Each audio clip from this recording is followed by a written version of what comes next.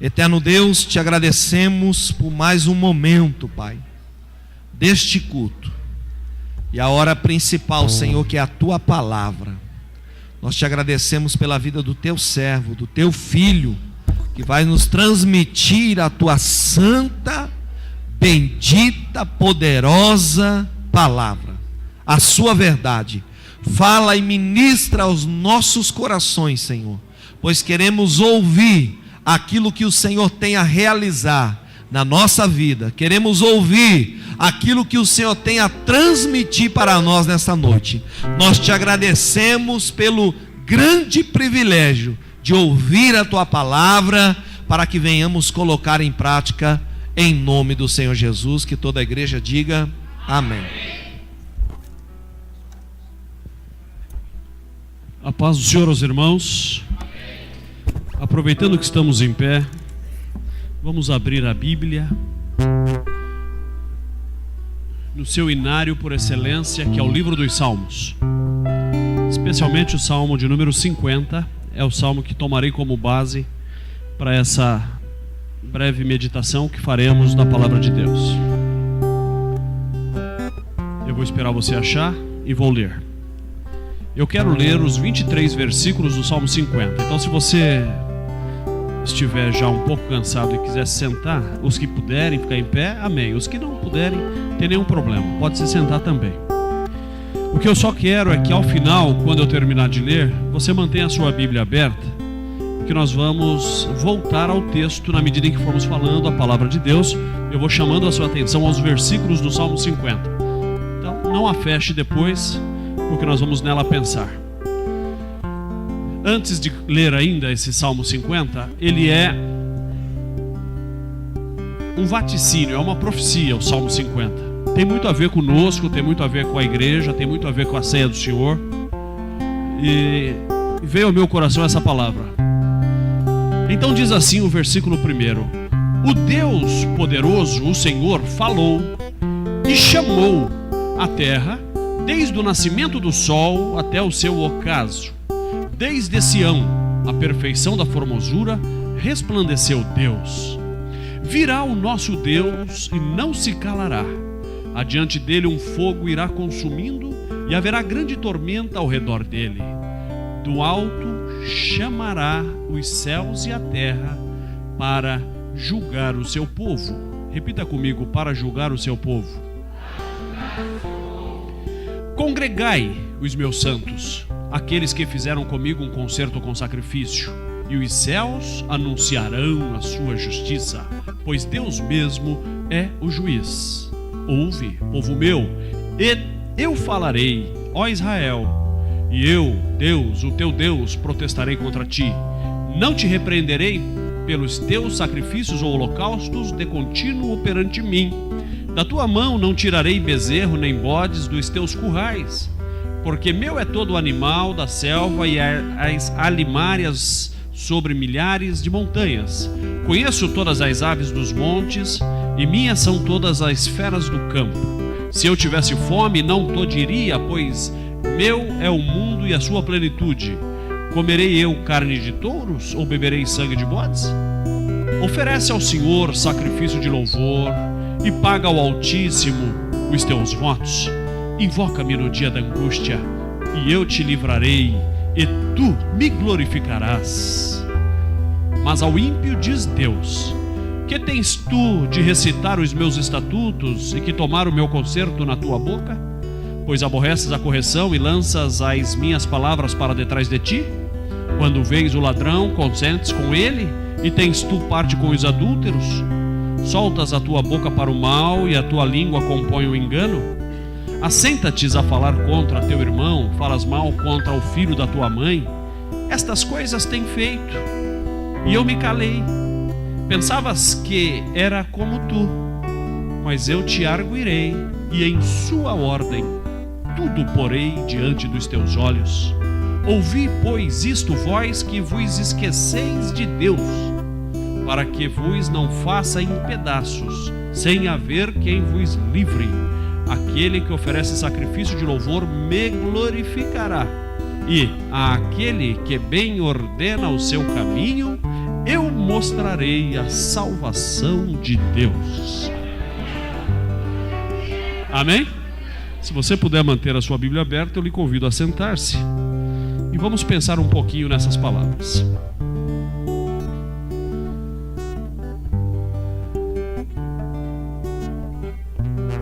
Nem tudo é festa, tá certo? A vida não é feita só de festas, não é? E comer bolo e brigadeiro e essas coisas, comer isso todo dia também não é legal. Acho que todo mundo tem esse mesmo pensamento, né? A gente gosta de pizza, de todas essas guloseimas, mas isso todo dia também não faz bem. Mais ou menos o culto é assim também.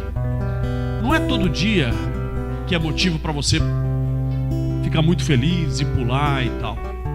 Os cultos são mais ou menos como uma festa, os pregadores são mais ou menos como bons maîtres, bons chefs. Então tem pregador que não faz uma boa comida, tem outros que faz, tem alguns que só fazem comidas requintadas e elaboradas, outros fazem comida mais simples. A igreja, ela está sempre sendo servida. Deus, pela sua bondade, oscila, varia na tratativa com a igreja. Tem hora que traz aqui um pregador para falar uma coisa muito linda e todo mundo vai embora muito feliz e chora de alegria e pula e exercita e tudo mais. Mas também tem hora que Deus manda uma comida um pouquinho mais consistente, que não está assim muito...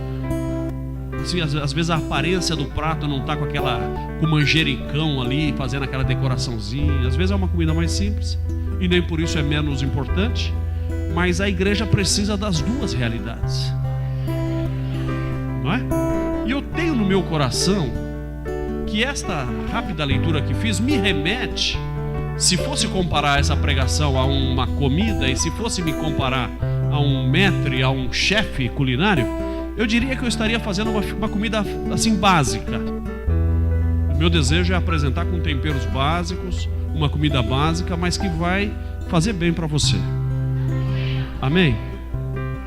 Então não espere de mim manjericão na borda do prato, nem aquele fio de mostarda decorando a lateralzinha. Não espere isso. Nem a cerejinha em cima do bolo. Não é hoje. Eu já vim aqui com esse propósito, outras oportunidades, mas hoje o meu sentimento não é nesse sentido, não é nessa direção. Por quê? Porque nós precisamos também dizer certas verdades. E nem sempre a igreja ouve o que ela quer ouvir. Às vezes a igreja precisa ouvir, a igreja ouve também o que ela precisa ouvir, não é? Não antecipo nenhum julgamento enquanto falo, não estou aqui absolutamente condenando ninguém, não é nem essa a minha intenção. Mas um evangelho doce, muito adocicado, muito pop, por ser assim adocicado, ele atrai muita barata, percevejo, formiga, pernilongo, essas coisas que gostam de doce. Então o evangelho não pode ser muito adocicado dessa forma. Na verdade, a Bíblia o compara a sal. O evangelho precisa ser salgado. Não é que quem o trouxe quis que sentíssemos o sal. Não é isso. É que um evangelho salgado é mais ou menos como se Deus agora, nesse momento, tivesse posto na mão do pregador uma bandeja de sal e dito assim: joga sal, joga sal, joga sal, salgue a minha igreja, salgue a minha igreja, salgue. Por quê? Porque o sal preserva a vida. O sal, ele interrompe o processo de putrefação do corpo. Então, quando é muito adocicado, apodrece rápido. Mas quando é salgado, e eu não estou dizendo aqui ser grosso, ser grosseiro, bruto, não estou dizendo nada disso. O pastor não precisa ser assim, brabo, que ele seja um terror, que quando encontra as crianças no corredor corre dele. Não, isso não é ser sal. Ser um obreiro salgado e pregar uma palavra salgada é pregar uma palavra verdadeira. Então, se você me permite, se você quiser levar uma lembrança dessa reunião, pensa no pregador, não em mim. Pensa no pregador que tem em mãos algo que Deus colocou para ele jogar sal. E nós estamos nos cobrindo de sal. Porque o sal afugenta todas essa cadeia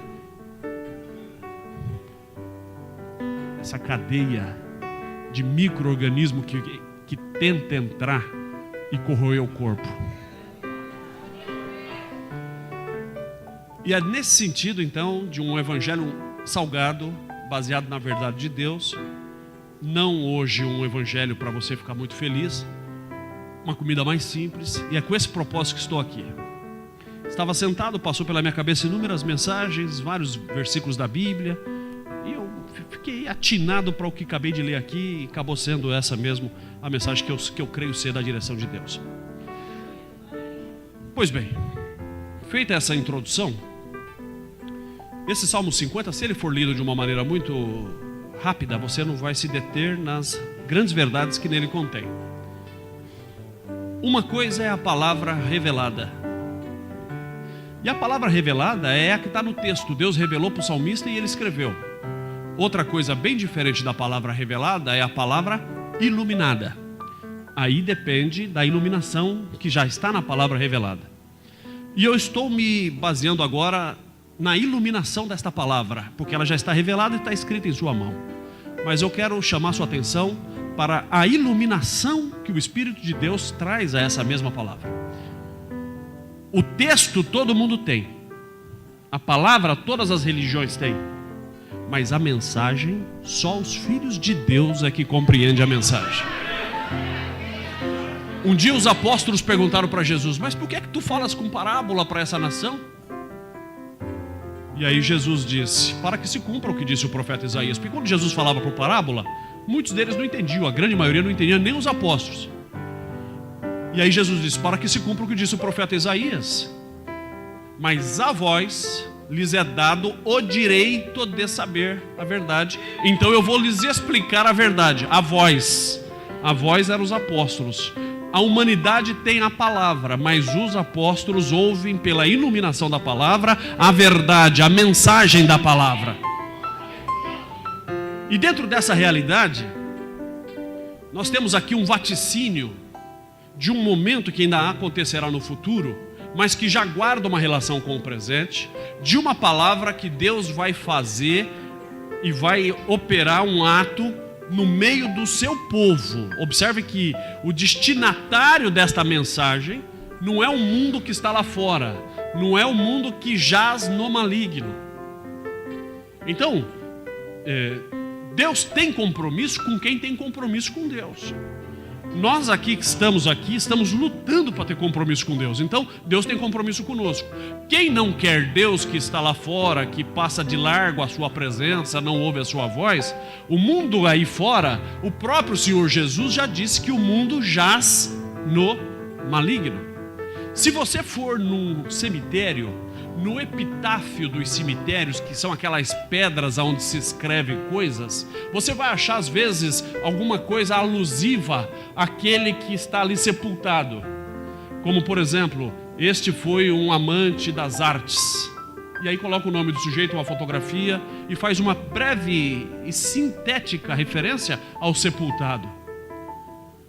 Outros dizem assim: aqui jaz aquele que amou a família, por exemplo. Aqui jaz aquele que amou a literatura. Essa expressão aqui jaz quer dizer aqui dorme um sono profundo que não consegue ser despertado. O que jaz está sendo embalado por um silêncio tão profundo que nada o despertará. Está lá, jaz. Está sob um sono profundo que não se pode despertar. Quando Jesus disse assim: o mundo jaz no maligno, obviamente que ele não está falando da igreja, ele está falando do mundo. E ele está nos dizendo que este mundo, desta porta para fora, jaz, ou seja, dorme profundamente no ninar do maligno. O mundo jaz no maligno, o mundo dorme um sono profundo, e quem embala esse sono profundo do mundo é o maligno. Com essas pessoas que jazem desta forma, Deus não tem compromisso. Esse mundo já está julgado. A Bíblia diz que a luz veio ao mundo, e a luz é Jesus, mas os homens amaram mais as trevas e não vieram para a luz para que suas obras não fossem manifestas, mas preferiram viver na escuridão, porque lá suas obras são ocultas, tropeçam, caem, gemem, choram e nem sabem aonde tropeçaram. Deus não tem compromisso com o mundo. Por isso que esse texto ele não é para o mundo, ele é para a igreja. Então tudo que for acontecer aqui dentro da breve reflexão que faremos, não tem a ver com quem está lá, com quem não tem compromisso, tem a ver com quem está aqui dentro. E aí é uma chamada de Deus a uma reflexão. Porque eu li 23 versículos, e esses 23 versículos, até o versículo de número 3, fala-nos de uma convocação, é uma espécie de um edital de convocação.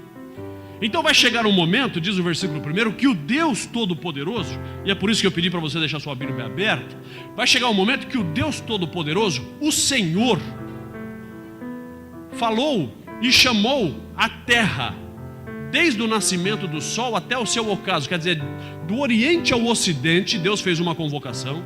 Desde Sião, que é a perfeição da formosura, resplandeceu Deus. Virá o nosso Deus e não se calará. Adiante dele um fogo irá consumindo e haverá grande tormenta ao redor dele. Do alto chamará os céus e a terra como testemunhas. Para o quê? Julgar o seu povo. Então tudo que está aqui é para o povo de Deus. A partir do versículo 5, nós vamos ver esse edital, esse Deus que virá, que haverá um momento, que reservará um momento para fazer o julgamento do seu povo. Ele vai fazer uma chamada, porque quer aceitemos ou não, todos nós que estamos aqui está enquadrado dentro de uma das 3 situações que está nesse Salmo 50. Esse Salmo 50 contempla 3 tipos de crente. E nós estamos dentro dele. Ou um, ou outro, ou outro. Não existe uma quarta circunstância aqui. Nós temos e nos veremos dentro dos 3 tipos de crente que o Salmo traz. E que estaremos sujeitos ao julgamento de Deus. E no versículo 1 ele convoca a primeira espécie de crentes.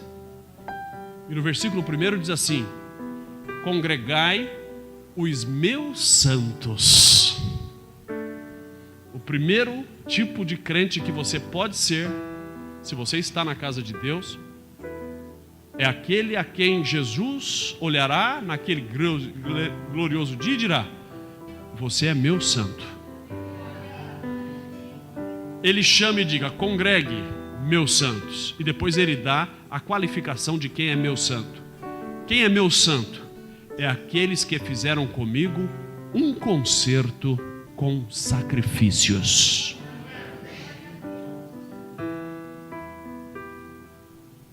E ele vai dizer a esses que fizeram comigo um concerto com sacrifícios: congregai os meus santos, aqueles que fizeram comigo um concerto com sacrifícios.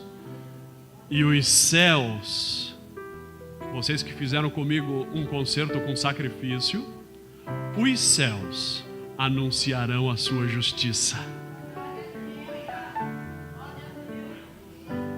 Pois Deus mesmo é o juiz. Estive pensando, nós estamos aqui para celebrar um grande sacrifício e um grande concerto. Há 2000 anos atrás, Deus se fez carne e vem propor para nós uma aliança. Não era uma aliança que, se desse certo, ela deveria ser observada. Era uma aliança que foi estabelecida para obrigatoriamente ser observada por aqueles que nele crescem. Qual era a parte dele na aliança? A parte dele ao morrer era o preço do seu sangue. Então ele diz: eu morro a tua morte para que tu não precises morrer. Eu sofro a tua dor para que você possa sorrir de alegria um dia. Eu morro para que você não precisasse morrer. Eu desço ao inferno para que tu possa subir ao céu. Eu coloco o meu nome entre bandidos para que o seu possa estar escrito no livro da vida.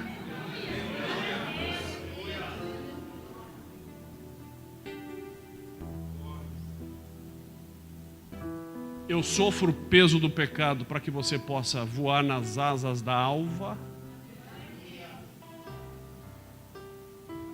Eu atraio sobre mim a ira de Deus, que descarrega sobre mim o castigo que vai te trazer a paz.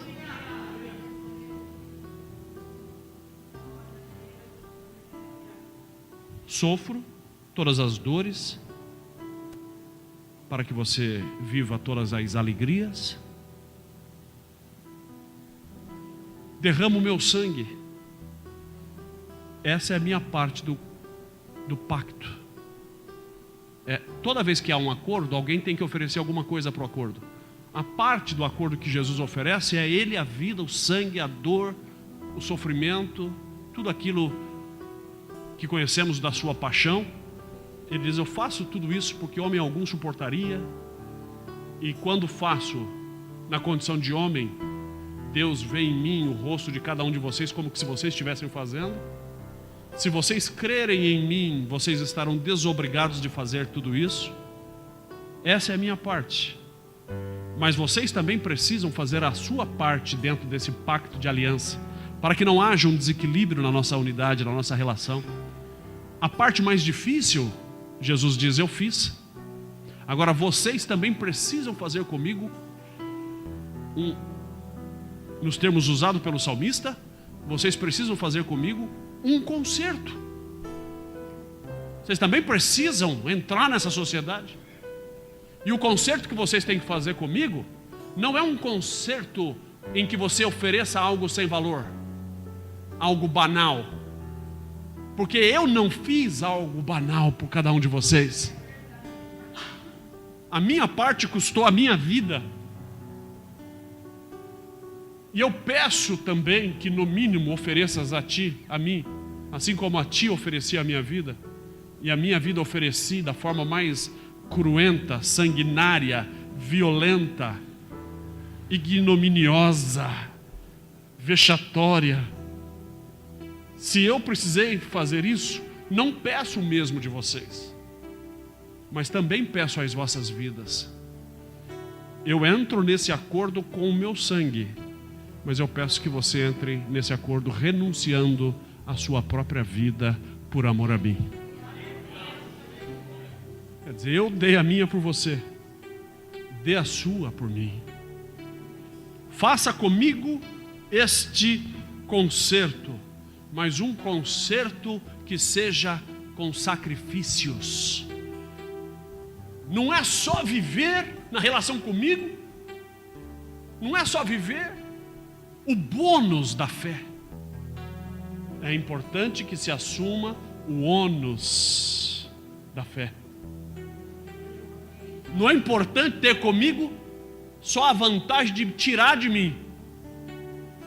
É preciso que meta o pé no freio e diga assim: serei menos egoístico, renunciarei a mim mesmo, porque quem perder a sua vida por amor de mim, achá-la-á para toda eternidade. Então, esse é um perfil de crente. Ele vai chamar juízo. E ele diz: congregai os meus santos. Alguém ouvirá ele dizer esta palavra ao seu ouvido. Você vai dizer: ele me elegeu como meu santo. Quantos desejam ouvir isso de Jesus aquele dia?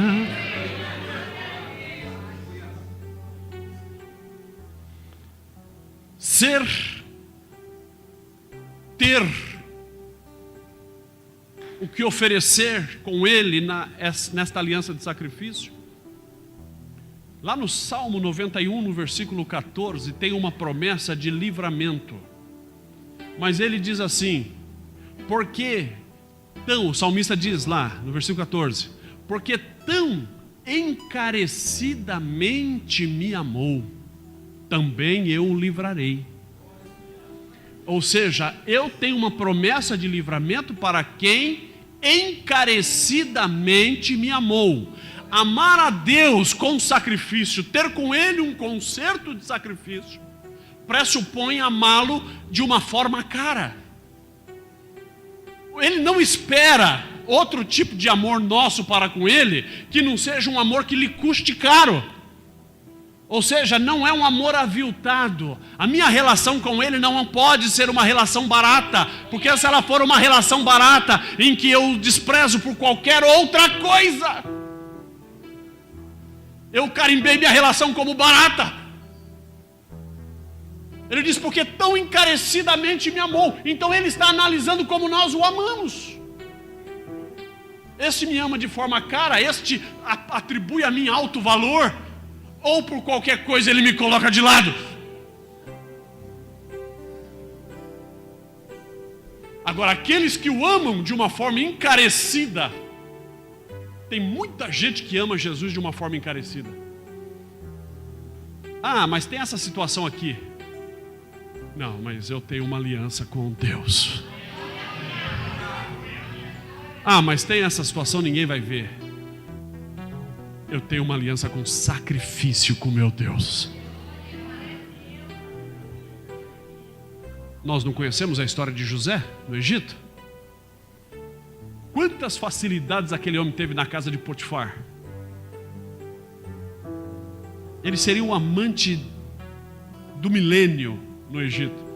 Não tinha pai perto, não tinha mãe perto, não tinha amigo perto, não tinha obreiro perto, não tinha diácono perto filmando ele. Ele estava escondido dentro de casa, na casa da mulher. Desfrutava de toda a confiança do homem. A mulher do Potifar ofereceu a ele aquilo que o homem busca. E ela dizia, ninguém vai ver, meu marido é eunuco, meu marido não tem atividade sexual, eu preciso de você, gosto de você, você é bonito, ninguém vai ver, não sei o quê. Criou todo um cenário, mas o que é que o impediu? Porque na conta dele, ele fez a opção de ter com Deus uma forma de amá-lo encarecidamente.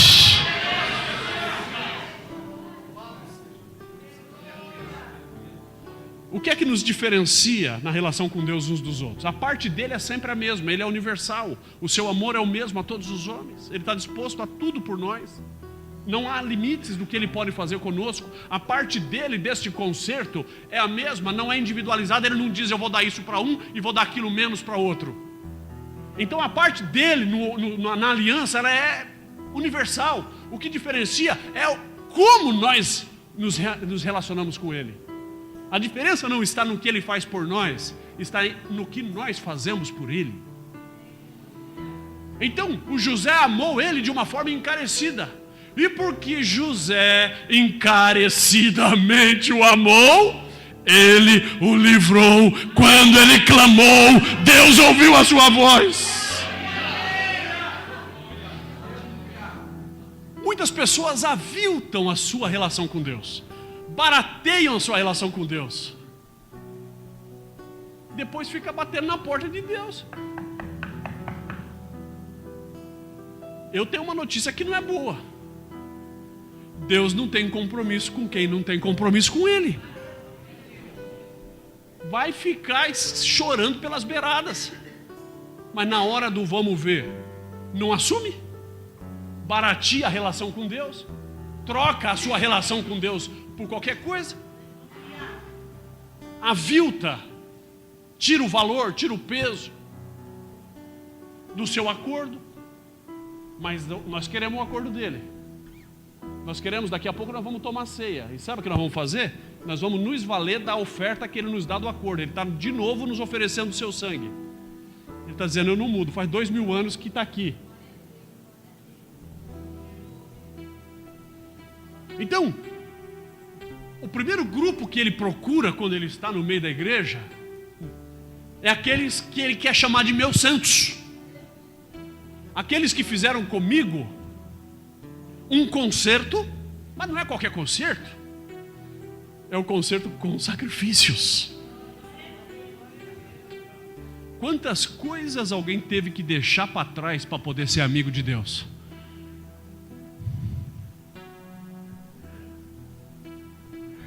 Mas e quantos que já desfrutaram disso e que parece que alguma luzinha mais colorida lá fora brilhou mais do que Jesus para ele? E ele largou isso aqui e falou: eu não quero fazer sacrifício nessa aliança não.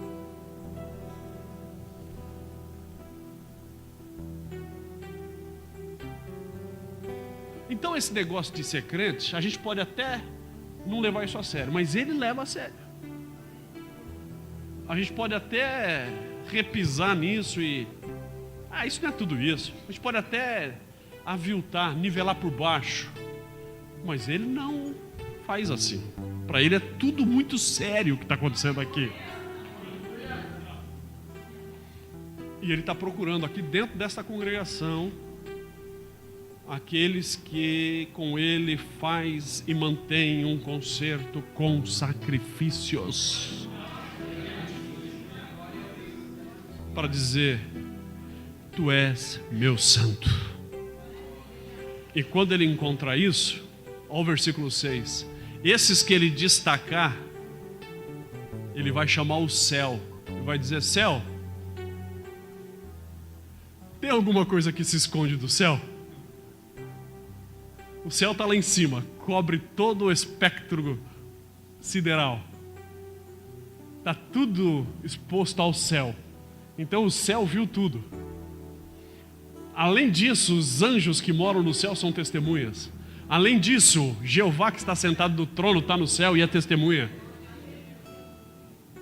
Esses que com ele faz uma aliança, um concerto com sacrifício, não é eu que vou depois, naquele momento, apresentar o meu currículo de alguém que o valorizou. Não sou eu que farei essa apresentação de mim mesmo. Ele vai chamar céus. Céus, céus, não é céu, é céus.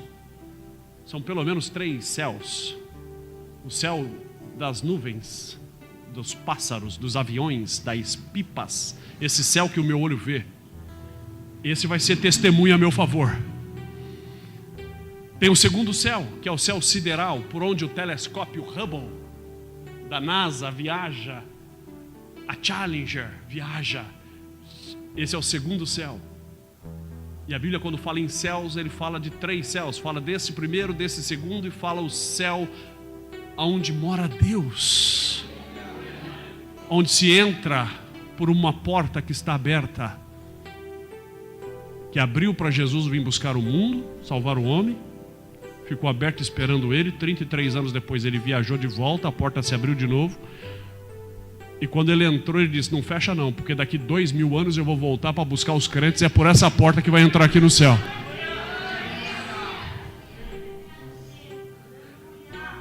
E antes de eu descer para buscar na grande colheita, os que eu for colhendo individualmente, um em janeiro, um em março, os que tombarem, é por essa mesma porta que vai entrar aqui nesse meu céu.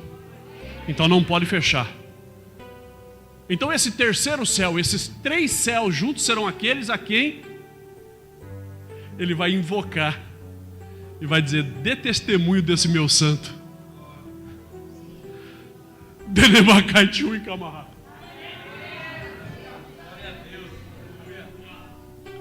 Imagina, rapaz, os 3 céus se perfilando. Quer dizer, eu vi. Naquele dia, ele honrou o compromisso contigo. Ninguém viu, mas eu vi. Oh. Quantos querem ser chamados de meu santo aqui? Pode levantar a mão e dizer amém. Oh, glória a Deus! Que bom se ficássemos só nesse aí, né? Mas o texto ele é iluminado, então ele nos traz a realidade de outras variações, mesmo dos que estão dentro da casa de Deus. Porque, como disse, Deus não se refere ao mundo. Do mundo ele já julgou e disse: o mundo jaz do maligno, o mundo preferiu as trevas. Em outro lugar ele diz que esta terra está reservada para o fogo. Então Deus não tem nenhuma expectativa aí fora. Mas dentro do seu povo ele encontra esse primeiro perfil. E no versículo 7 ele encontra e diz o segundo. Esse ele já não chama de meus santos, porque esse não fez com ele nenhum sacrifício. Esse segundo ele chama de povo meu. Eu falarei, protestarei contra ti. Só que é o seguinte: não te repreenderei pelos teus sacrifícios ou holocaustos de contínuo perante mim. Da tua casa não tirarei bezerro, nem bodes dos teus currais. Por que eu não vou fazer isso? Porque não vale nada. Porque meu é todo animal da selva, as alimárias sobre as milhares de montanhas. Eu conheço todas as aves dos montes, minhas são todas as feras do campo. Se eu tivesse fome, não te diria, pois meu é o mundo e a sua plenitude. Comerei eu carne de touros ou beberei sangue de bodes? Esse que Jesus chama de povo meu é quem está na igreja, mas recebe de Deus um protesto. Esses são os que são formalistas e legalistas. Esses são os religiosos, que faz questão de oferecer esse tipo de sacrifício que os outros veem, que faz questão de apresentar e de se apresentar para ser visto. Não é esse tipo de sacrifício meramente funcional que agrada a Deus. Deus não quer isso, porque Ele tem os anjos para isso. Esse é alguém que nivela por baixo a sua relação com Deus e não se comporta como os meus santos. O povo meu é um contingente de pessoa enorme, talvez seja o maior contingente. É os que parecem meus santos. Mas todas as vezes que é provado na relação do concerto, fracassa. E fica evidente que ele não valorizou Deus.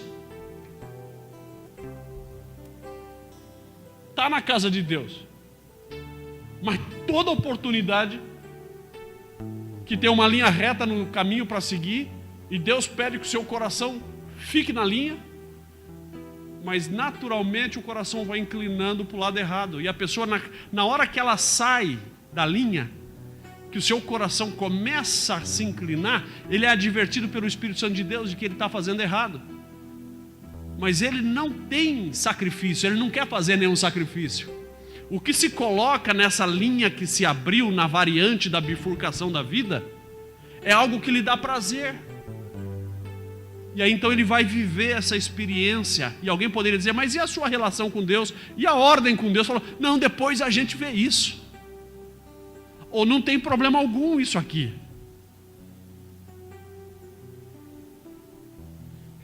Mas e a valorização da sua relação com Deus? Eu não quero pensar nisso agora. Quero viver o meu momento. Não é todo dia que eu tenho uma oportunidade dessas. Contra esse, a voz de Deus vai se levantar e Deus vai protestar. Mas mesmo para esses, Deus ainda oferece uma oportunidade de reconciliação, quando diz no versículo 14, oferece a Deus sacrifícios.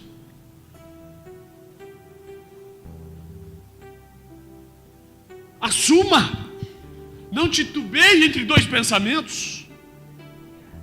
Não tem uma postura de um jeito uma hora agora e depois de outra em outra hora. Eu estou um pouco incomodado nesses últimos tempos, fazendo as minhas elucubrações, minhas reflexões, porque você viu na França esses dias que o governo francês proibiu as mulheres alunas das escolas públicas da França de ir nas escolas públicas com aquele véu de muçulmano, aquela coisa, aquele burca, aquela coisa toda. O governo protestou num dia e no outro dia todas as meninas muçulmanas da França se vestiram exatamente contrário ao que ele disse e foram para a escola para assumir a fé. Eles não tiveram vergonha de dizer: nós somos muçulmanos.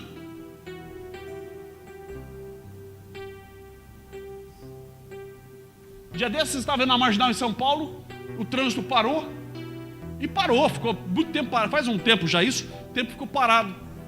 Aí atrás de mim, o carro fechado, todo blindado, escuro, o sujeito abriu, a hora que ele desceu era um judeu ortodoxo, vestido todinho de preto, com chapéu, com aqueles cabelinhos aqui do lado, barbicha, e pega o telefone e liga não sei para quem, conversa, nem um pouco preocupado. E aí eu vejo os crentes com uma dificuldade enorme de assumir no que tem crido, de assumir a sua posição. Não porque eu sou crente. Parece que tem vergonha, a gente fica meio que criando uma situação meio parecida com lá e com cá. Ora a gente está aqui, ora a gente está lá. A ausência da coragem de levantar a bandeira e assumir quem é. Esses que titubeiam entre dois pensamentos, Deus ainda diz: ainda há tempo, eu estou num julgamento, mas ainda lhe peço, ofereça a Deus sacrifício, tenha comigo uma relação de sacrifício. Ser crente não é barato, não pode ser barato. Ser crente significa renúncia. Ser crente significa dizer: não sou eu que vou dirigir mais o carro da minha vida, eu vou para o banco do passageiro. Faça-se em mim, ó Deus, não a minha, mas a tua vontade.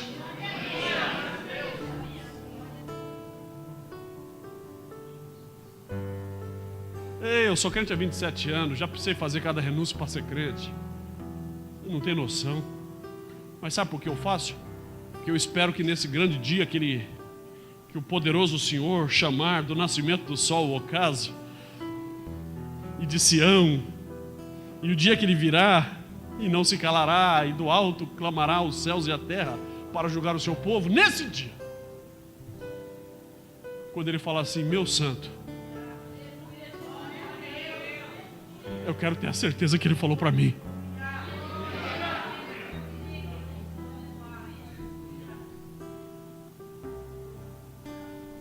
Então esses formalistas religiosos, crentes de aparência, que na hora dos embates nega, contra esses ele protesta e chama de meu povo. E ai do meu povo que, tendo a oferta de oferecer sacrifícios, ainda se rejeitar oferecer sacrifício. Esse segundo perfil engloba, penso eu, grande parte daqueles que estão no nosso meio. E no versículo 16, ele tipifica a pior espécie. E ele diz: mas ao ímpio. E aí ele constrói o terceiro referencial. Primeiro é o meu santo, que tem comigo uma aliança de sacrifícios.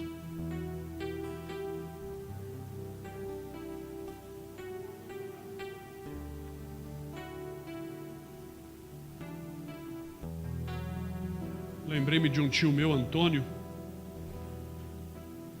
muito pobre, crente, havia se convertido, uma pobreza, uma dificuldade tremenda. E ele estava titubeando no começo da fé.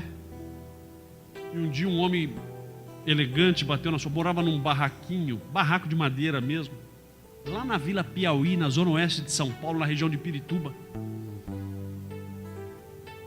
E o homem bateu na porta dele pela manhã, falou: o senhor é o senhor Antônio? Falou: sou eu. Pega um papel, uma caneta, que eu vou te dar o número da Loteria Federal que vai ser sorteado.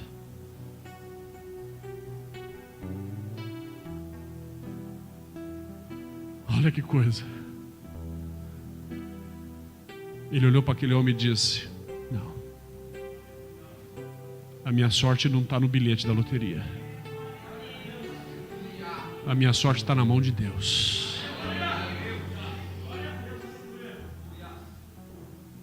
Ele não anotou e nem foi conferir se era verdade. Ele teve o sentimento que foi a materialização de um demônio que foi provar sua fé. Falou, não, eu não quero essas facilidades nenhuma. Porque o justo juiz é poderoso para me fazer adentrar as riquezas. Aliança com sacrifício. O segundo grupo é o meu povo. E o terceiro, ele diz, mas ao ímpio. E aí ele abre a terceira classe de pessoas que podem conosco conviver. Essa palavra ímpio, ela tem uma peculiaridade gramatical. A raiz da palavra ímpio é a palavra pio. Lá em São Paulo tem a rua Pio 11, no Alto da Lapa. Porque quando fala pio, a palavra significa santo. Piedade não tem nada a ver com ter a misericórdia e complacência, a compaixão. Tenha piedade de mim. Piedade não é isso. Ser piedoso é ser santo. A palavra pio é santo. Mas a palavra ímpio traz um prefixo de negação, que é o in. Quando eu quero dizer que uma coisa é verdade, eu digo ela é verdade. Quando eu quero dizer que ela não é verdade, eu digo o quê? Que ela é o quê? Inverdade. Quando eu quero dizer tal pessoa é justa, eu afirmo e digo ela é justa. Mas se eu botar o prefixo de negação in na frente, eu inverto aquilo que eu quis dizer, e ela deixa de ser justa e passa a ser injusta. Quando a Bíblia diz, mas ao ímpio, se o primeiro era o pio, o ímpio é o que já viveu a piedade, já viveu a santidade, mas está na casa de Deus na condição de ímpio. O ímpio não é o incrédulo que nunca conheceu Jesus que está lá fora. Aquele, a Bíblia o chama de criatura, homens, geração perdida, tem vários adjetivos para aqueles.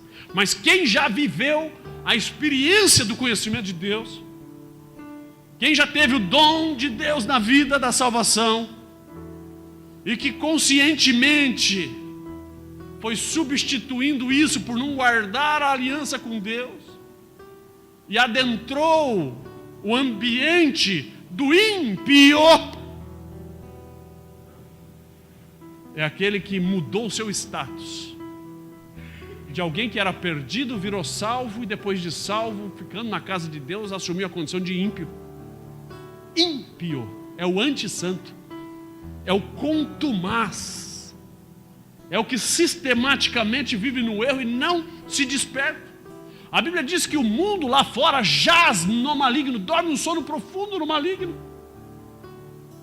E alguns que largam a relação com Deus e se dispõem a ter uma relação com o mundo, adormece lá. Às vezes está no nosso meio, mas só o corpo está no nosso meio. Mas ao ímpio, e esse aqui é um terceiro tipo de gente que tem dentro da casa de Deus, é o que contumaz perdeu a piedade, sistematicamente abriu mão dela. Esse ímpio, ele é interessante. Que tens tu que recitar? Aqui Deus começa dando uma...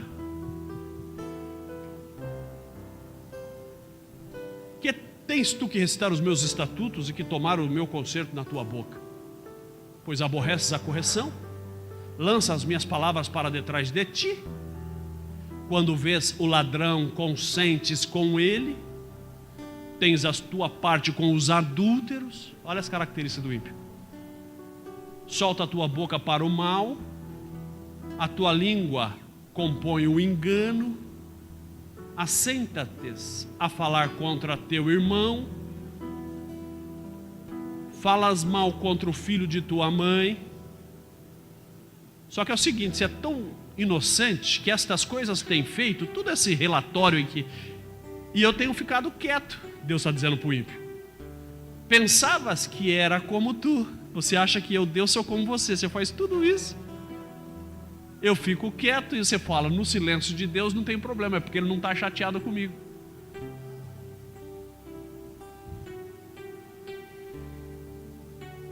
Só que você pensa que eu sou como você. Mas eu te perguntarei, e em sua ordem, em determinado momento, na hora do julgamento, tudo isso porei diante dos teus olhos. Naquele dia eu vou botar um telão ali, ó. E não é só você não que vai ver.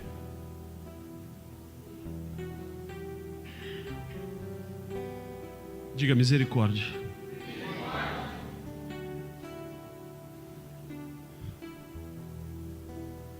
Ouvi, pois, isto, vós que esqueceis de Deus, para que vos não faça em pedaços, sem haver quem vos livre. Aquele que oferece sacrifício de louvor, me glorificará.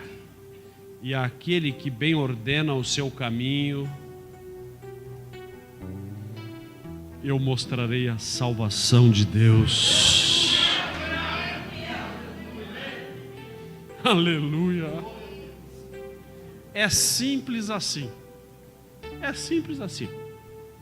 Em algum desses 3 perfis, cada um se encaixa aqui. Cada um de nós se encaixa dentro desse perfil aí. Já encaminhando para o final, há um sacrifício aqui. Há a exteriorização de um sacrifício feito há 2000 anos atrás, por esse ritual bíblico. Ninguém inventou isso aqui está tudo escrito na Bíblia. Trazer o vinho, trazer o pão, simbolizando o sangue de Jesus e o corpo de Cristo, esses 2 sagrados elementos. Daqui a pouco nós oraremos sobre eles. O suco de uva que está aí dentro vai continuar suco de uva, com glicose, açúcar, não vai mudar, não vai virar sangue de Jesus isso. E nem o pão que está aqui vai se transformar em carne, não vamos sentir gosto de carne, nem nós precisamos ficar com medo pensando que isso é carne, porque vai continuar sendo amido, farinha, tudo normal. Mas pela imposição das mãos de quem vai consagrá-lo, isso vai assumir uma conotação simbólica. Então eu vou tomar esse sangue de uva aí, mas crendo pela fé que eu estou ingerindo sangue de Jesus. Amém?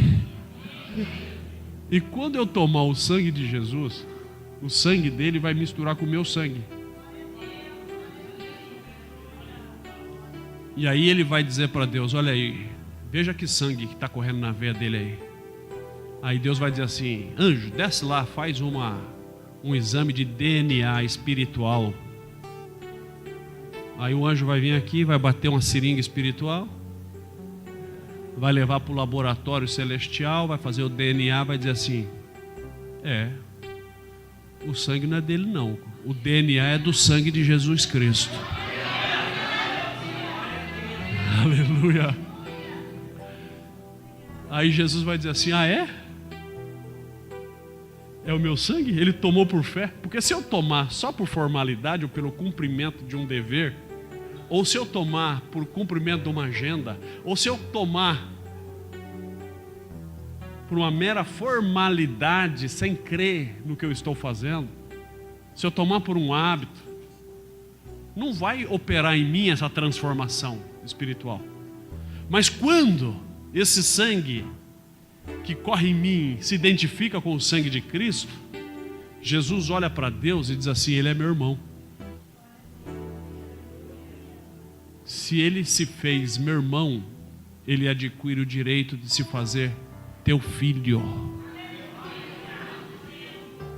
Veja só, nós não somos filhos de Deus primeiro para ser irmão de Jesus depois. Primeiro, pelo milagre do sacrifício de Jesus, eu primeiro, se eu quero ser filho de Deus, eu primeiro tenho que ser irmão de Jesus. Porque quando eu provo que eu sou irmão de Jesus, doutor Agra, eu tenho o direito de entrar no testamento do meu irmão mais velho. Há um novo testamento. Há um velho testamento, que era para Israel. Aí Jesus abre um novo testamento. Por isso que lá em Coríntios ele disse: esse é o novo testamento no meu sangue.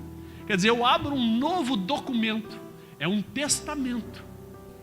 O testamento tem um rol de bens a ser herdado, e depois tem o nome de quem vai ser herdeiro daquilo. Nesse novo testamento estava só o nome de Jesus, e só ele seria herdeiro.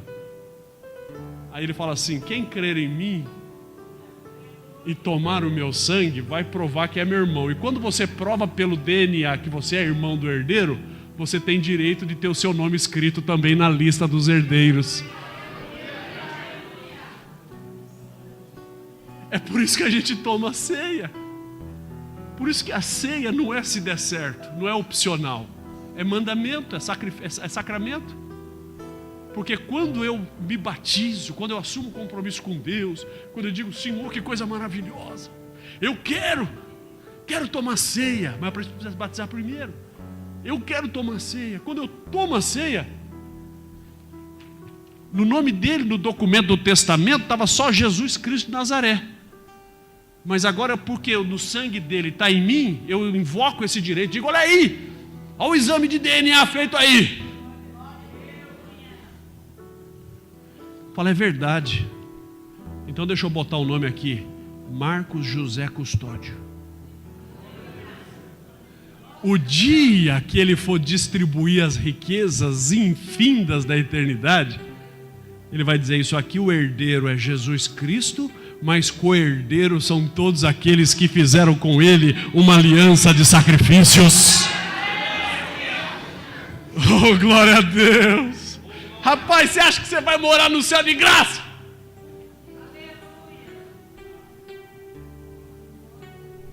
Você acha que você vai pisar na rua de ouro, de graça, de qualquer jeito?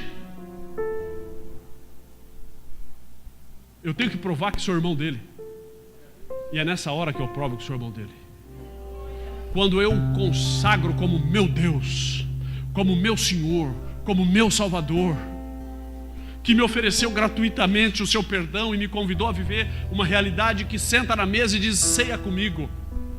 Faz-te digno de que teu nome esteja incluso no novo testamento que eu estabeleço. Sejas co-herdeiro comigo.